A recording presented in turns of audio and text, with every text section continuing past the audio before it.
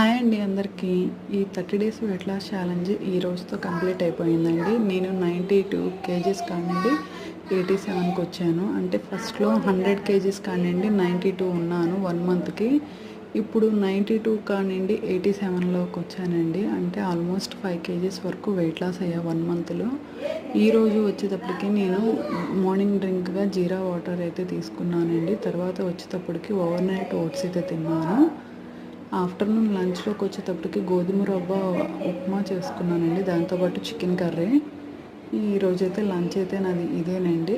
కొంచెం అయితే తీసుకున్నాను. నేను కొంచెం ఇలా పలచగానే చేసుకుంటానండి, మరి ముద్దగా ఉంటే తినాలనిపించదు. అందుకని నాకు నచ్చినట్టు చేసుకుంటేనే తినగలను అని నా ఒపీనియన్ అయితే. ఇంకా నైట్ వచ్చేటప్పటికి డిన్నర్లోకి వచ్చి 2 రోటీ తీసుకున్నా విత్ చికెన్ కర్రీతో. ఈరోజు డిన్నర్ అన్నది ఇలా తీసుకున్నానండి. నేను 6:30 కల్లా కంప్లీట్ చేసేస్తాను.